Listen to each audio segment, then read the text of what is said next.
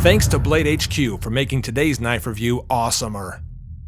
Buy it while you can if you're really interested in this version. What are some other versions that might be discontinued? Well, I don't think they'll ever discontinue this version. I could be wrong about that, but it's probably so standard that it's going to stick around. But here is one that's already discontinued, and good luck ever finding it. Oh, wow.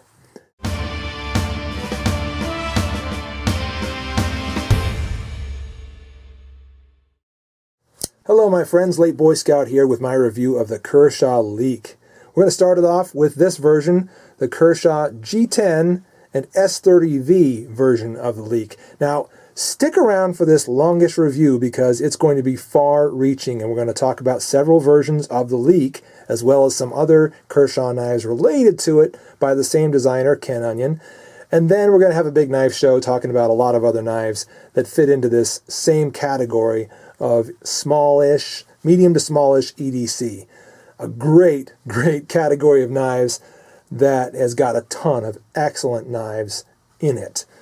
So again, starting off, let's talk about this G10 and S30V version of the Kershaw Leek. And I think that what we have here is one of the most beautiful versions of the Leek, primarily to me because of that sweet little grind on the blade there. See how it curves right here? See that curve in the grind? Anytime I can find that in a blade, it's just a little aesthetic touch that I find really, really cool looking. So I'll take that anytime I can find it. And that's one of the reasons I think this is about the most beautiful Leek, one of the most beautiful Leeks produced. You might disagree with me on that. You might say, what? It's just G10 and, plain old steel. Why is that good looking? It doesn't have any cool colors.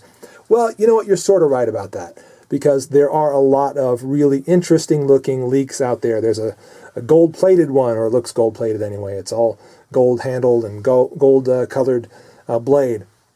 There's a black oxide, not black oxide, yes, there's a black oxide, but there's actually a titanium oxide version that's all rainbow-colored, okay? And I might roll in some photos or something.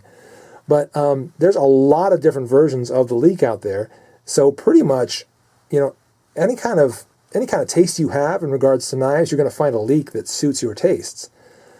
So that's pretty cool, and I really like that fact. And what that means is you're going to enjoy the Leek no matter what. Now, this particular one has that blackened pocket clip, which I think, again, is black oxide coated because it doesn't really scratch off. It's certainly not painted. Okay, and it is, we've got a little backspacer there. We've got, obviously, little slabs on top of the top of those liners. So what that means is it is a liner lock version of the Leek. Now, these slabs are a little thicker than some of the aluminum ones, which I'll show you in just a second.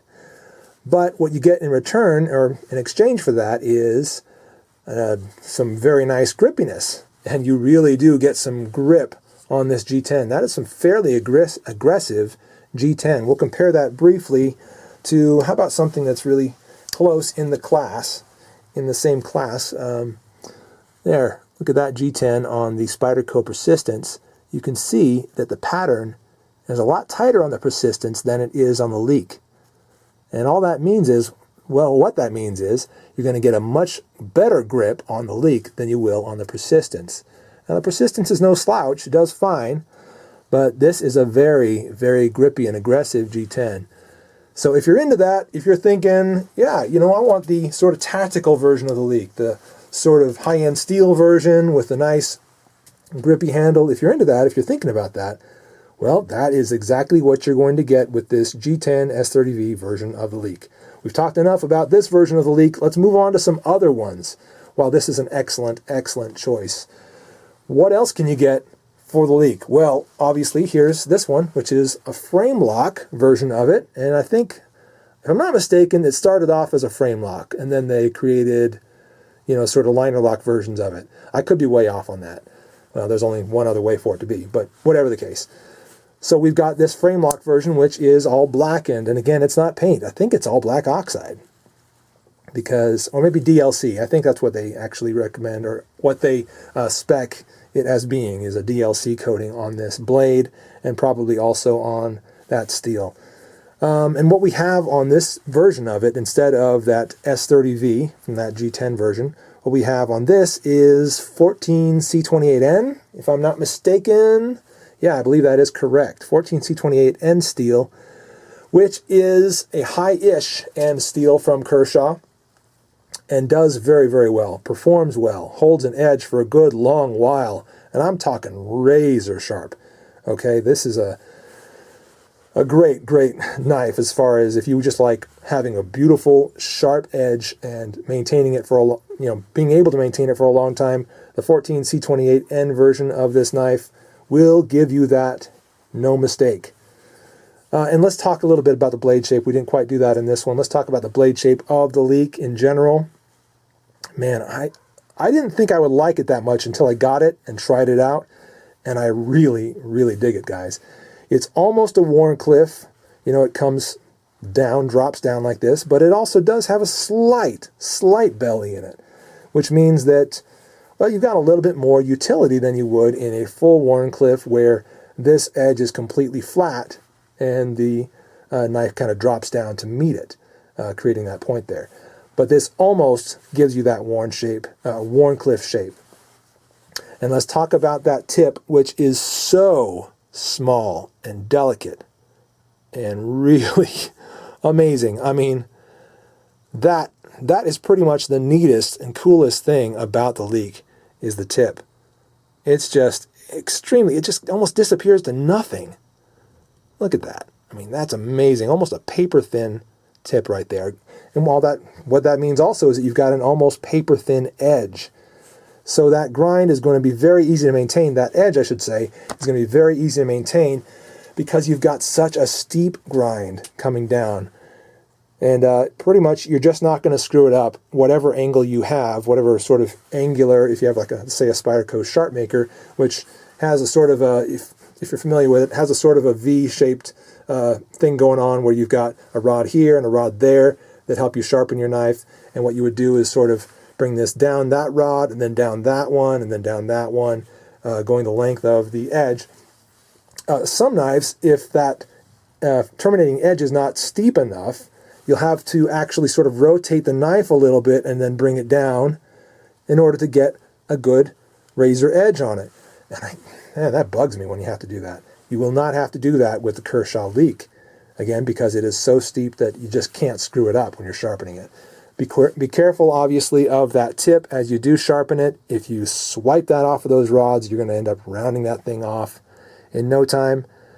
But just be careful with it, and you'll keep and maintain that extremely needle point almost on your Kershaw Leek. So that's the black oxide or DLC coated version of it, I should say. That frame lock version also comes in standard stainless steel, which looks a lot like the chive here. And this is a knife that's related to the Leek. We'll talk some more about that in a second. So if you prefer a sort of a satin finished stainless steel look to your knife, go with that version of the frame lock edition of the Leek. Okay, so what are some other versions of it? Well, because of how popular this knife is, what we have are knives and versions of the knife that are coming out and then being discontinued, and then coming out and being discontinued, and they're constantly, sort of changing what they offer. So this one, in fact, this G10 and S30V version is not going to be around for very long. Pick it up while you can. It's going to be discontinued. I think for 2013, they're going to stop producing it. So buy it while you can if you're really interested in this version. What are some other versions that might be discontinued? Well, I don't think they'll ever discontinue this version. I could be wrong about that, but it's probably so standard that it's going to stick around. But here is one that's already discontinued, and good luck ever finding it. Oh, wow. Desert Sand and Black DLC. This is one that I've had sort of in a collection, or as part of my collection, but not really in use rotation. It's been sitting in its box, just hanging out, getting taken out every once in a while to be examined and fondled, and then put right back away so that I don't drop it and do anything to it. I really dig the look of that knife, don't you? That desert sand color and that black together, really sweet looking. Of course, I might have liked to have had a black pocket clip on there in place of this stainless steel one, or I should say satin finished stainless steel version of it. But, it doesn't ruin it for me. It's still a great, great looking knife, and definitely worthy to be part of the collection. While we have it out, we'll talk about a couple other features, including that it is spring assisted. If I hadn't said that already, it is a spring assisted knife with a safety on it. Okay, and all of these have the safety in the same position. That safety is a very simple device that just simply slides over the tip of that blade and makes it so you cannot deploy either by way of flipper or thumb stud. All right, so very simple safety, and I'll talk about that safety again when I address some of Ken Onion's other knives that are very much related to the Leek. But some other features. There are some good thumb studs on there as well, and of course you can deploy it either way, either by thumb stud or flipper, and I think that it comes out a bit faster by thumb stud myself. It tends to, I think. There is also some jimping on the back right there, which sort of, yeah, you can see it right there, but when it pops out, it becomes some nice jimping for the spine. It's not super aggressive, but again, for the size of this knife, for the roll, that roll being EDC, it's not going to be, it doesn't need to be really long, or really aggressive, really hard jimping. And of course, that the jimping that's on that flipper ends up being sort of a jimping for your choil, your finger choil, helping you to keep your fingers from riding forward if you're doing some sort of a stabbing motion with that blade. I talked earlier about that little sweep and the grind on the G10 S30V version. Notice it is not present on this one, nor on that one. Okay, so again, different versions, slightly different features. Let's move on and address one more version. One last thing I'll say about this is that this is one of those liner lock versions of the knife, as this one is. Okay, so frame lock, liner lock, and we'll address this while we're thinking about it. The liner lock version here with aluminum scales, that's what that is, by the way, these are aluminum, as opposed to G10. The aluminum one is thinner overall than that G10 version. Okay, bear that in mind. If you're looking at that G10 and thinking that's going to feel just like my aluminum one or just like my frame lock one, nope, it's not. And let's address one other thing while I have it in mind. The frame lock one is even thinner than the liner lock one with the aluminum scales. So if you're looking for the thinnest Leek you can get, go with the frame lock version. All right, on to one last version of the Leek to show you that is basically identical to this one, except of course for color, and that is the girls version of the Leek.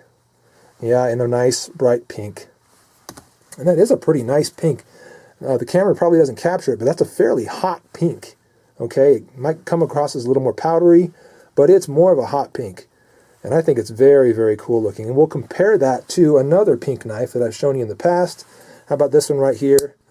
This is the K-Bar Dozier design, the pink ribbon edition, all right, for breast cancer awareness. And you see that this one is a darker, appears to be darker in the camera than this one. In reality, in hand, you'll see that this one is more of a powdery pink, and this one is a hot pink. Okay, so keep that in mind. The camera doesn't always capture it perfectly. I just wanted to point out that if you like hot pink as a color, that's what you're getting with this pink version. Anything else we can say about the Leek before we move on and discuss some other things? You can disassemble the Leek with those screws there and adjust the pivot, of course, as you need to. You can reposition the pocket clip to this area right here. However, I think it absolutely sucks when you put it there. I really do. I can't stand carrying it that way. I tried it. I did. But you've got like all of that sticking out of your pocket. All of that sticking out of your pocket. How annoying, right? It's like getting leverage and getting caught on stuff, and it sucks. It really sucks. I think that this, tip down is the way to carry your Leek. If you're going to buy a Leek, if you like the Leek, you're going to need to carry it tip down. So if you are a tip up guy and you just cannot stand to carry your knife any other way, I guess you better steer clear. But if you do, I'm telling you, man, you're missing out on some sweet knives. Yeah, the Leek is an incredibly good knife, and it's best carried tip down, in my view. So that's just one way that I would recommend that you have a little flexibility in your preferences regarding knives in order to enjoy even more knives than you now do. All right, I think we've had enough time with the Leek. Let's move on to some other knives and do a little comparing and contrasting. The Desert Sand and Black Leek is going to be the star of the show as we compare the Leek to some other Ken Onion offerings in the Kershaw lineup. Ken Onion no longer works for Kershaw, but while he did, he created some excellent knives, some timeless knives. These three are very, very closely related in my view. Of course, this is the chive, the very small diminutive chive. That's what I said in my review of it. It's a very, very small knife. Okay, had like a 2-inch or less blade and an extreme recurve there. I'd say it's a relatively extreme recurve. Ken Onion, he sure likes his waves and his, organic shapes. He really does. And the scallion is basically a scaled up version of the chive, right? That's pretty much what it looks like. And we've got two different versions of each of these. Actually, the chive, what you have here is the two basically different versions, I should say. The chive, what you have here is the frame lock version of it. Okay, I talked about that with the Leek. And there's also a liner lock version of it, which comes in varying handle scales. Some of those are a sort of a Zytel material in different colors, and some of those are an aluminum material in different colors. Very similar to what we have here on the Leek. Okay? And also very similar to what we have here on the scallion. That's an aluminum material. That's black. You can obviously tell that. I didn't need to tell you it's black. But so the scallion is very much the same. Very, very similar to the Leek in that sense. Okay, they kind of have some of the same differing versions, where there's a frame lock version and a liner lock version. Okay, I don't know why I couldn't get that word out just then. And also, there's the serrations that you see here on the scallion carry over pretty much exactly the same on both the chive and on serrated versions of the Leek. Okay, you're going to find these scalloped looking serrations on those different serrated versions of those knives. All right, some other things that I'd say that these knives have in common, why I call them related. The safety feature that I pointed out to you on the Leek. Look at that. There it is on both the chive and the scallion. Exactly the same safety feature. Okay, and that's one more reason why these knives, in my view, are basically like, mama bear, papa bear, baby bear. That's kind of how I see them. The Leek, of course, has a differing blade shape, but otherwise, very, very similar in their features, in their materials, and the materials that are offered, and just kind of overall design. We've talked about varying versions of the Leek and some of the other Kershaw knives that are very much related to the Leek. Now let's talk about some other knives very much in the same size and weight category, and a lot of them in the same price category, that stack up against the Kershaw Leek. Here we go. Knife show beginning right now. So there's the Leek. How about, we showed this a minute ago, the K-Bar Dozier. A great knife for an extremely low price. And very, very lightweight. How about the CRKT? What's this one called again? Using an annotation. Anyways, it's not coming to mind right now. I'm not going to bother. Anyway, and then here is, of course, the Mini Griptilian by Benchmade. Timeless, classic, very good knife. How about a Spyderco? Bring in the Spyderco Persistence. That's that Persistence right there.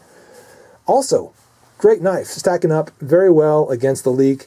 Very much in the same size and close to price category. Benchmade would probably be the highest so far that we're seeing here as far as price is concerned. But we're looking at $45-ish, maybe $50 for a Leek. 20-ish, 35-ish, 80-ish, 90-ish, 40-ish, 35, 40-ish. How about this one right here? Here's a Kershaw you may or may not still be able to find. That's the Zing, the big orange Zing. Not big at all. Nice orange Zing. Great. It's definitely in the same price and feel range, size range, usefulness range. Absolutely. Great knife. Then here we go with another excellent Spyderco. That would be the Delica 4 in brown, as you can plainly tell. great knife. Also an excellent knife, extremely lightweight, really close, and the price comes in at 50 or 60, something like that. Then here is a version of the Kershaw Skyline you may not have seen. Whoa, man, that's cool. Yeah, and this came straight this way from the factory. Okay, this is not custom at all. It is a rare one, and look for my review of the Skyline, and you'll be able to get a closer look at this one. But this is the Skyline, also from Kershaw.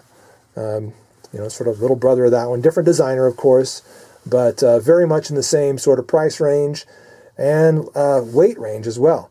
So as you can plainly tell, there's a ton, and this is just a smattering, just a few of them. There's a ton of great everyday carry sized knives that stack up against the Leek and give it a run for its money. So, what's your choice going to be? Obviously, I chose about all of them, but I'm sick that way. So the Kershaw Leek, regardless of the version you choose, it's an elegant, beautiful knife that you're going to get a lot of great everyday carry type use from. And really, considering the fact that there are so many versions of it, it'd be really, really easy to build a collection on this one knife and just kind of keep buying every version that they make. As I mentioned before, a number of them have been discontinued and will continue to come out and then get discontinued. So if you see a version of the Leek that you really dig, pick it up while you can. And in the meantime, just enjoy what's offered, because you cannot go wrong with any of the Kershaw Leeks.